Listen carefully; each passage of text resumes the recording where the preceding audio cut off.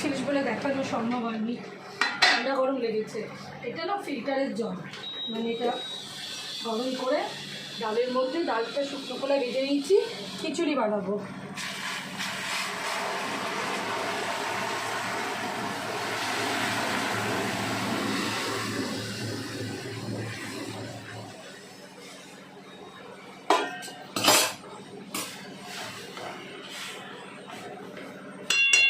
এটা আমি সেদ্ধ করতে দেবো নুন দিয়ে, একটুখানি নুন দিই,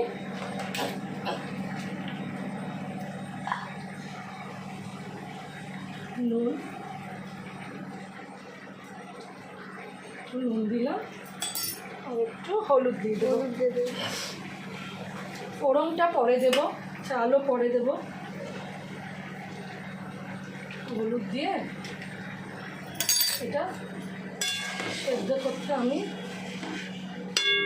বসিয়ে দিলাম। ঢাকা দেবো, এর মধ্যে বড় ঢাকাটা নিয়ে আসি, ঢাকা দেওয়া থাক। আর এটা পনিরটা আমার হয়ে গেছে, আর একটু জলটা মরলে আমি পনিরটা নামিয়ে দেবো। তখন ও চান করছিল ছোটোটা, ওই জন্য আমার এই ভিডিওটা করা হলো না। পনিরটা কীভাবে বানালাম চেষ্টা করলাম ভালো করে বানাবার। মা তোমার সব ভালোই হয়। আরে আরে কে রে, দেরি আছে, আর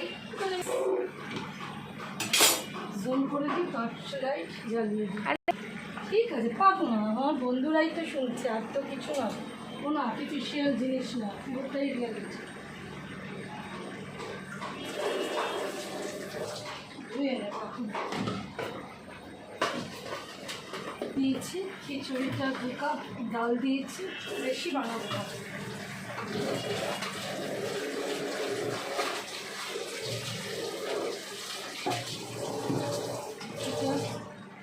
আমি চালটা নিয়ে ধুয়ে নেব।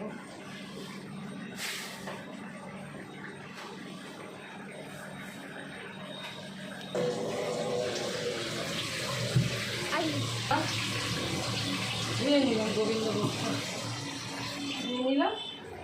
আর এদিকে এর মধ্যেই ফোড়নটা করবো, এই কড়াটা ধুয়ে নিয়ে এর মধ্যেই ফোড়নটা করবো। এবার আমার পনির হয়ে গেছে, এই পনিরটা বন্ধ করে নামিয়ে ফেলবো।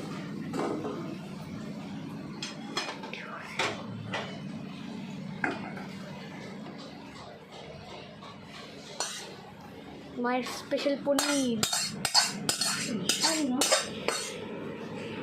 পনির টিক্কা। উল্টোপাল্টা বলিস, পনির টিক্কা কেন হতে যাবে? আজকে আমার একদিন আমরা কি পনির টিক্কা খাবো? খাবো না। আজকে সেটা আনন্দের দিন নয়, আজকে আমাদের দুঃখের দিন। এই পনির টিক্কা খাওয়ার কথা আমরা ভাবতেও পারি না, বুঝলে? কিছুই বুঝলে না, পনির টিক্কা খাওয়ার কথা ভাবতেই পারি না। এই গরম জলটা রেডি করবো বলে রেখে দিলাম, এটাকে এবার নিয়ে টেবিলে গিয়ে সাজিয়ে দিই। একটা করে খাবার হচ্ছে, টেবিলে গিয়ে রেখে দিচ্ছি। মায়ের ছবি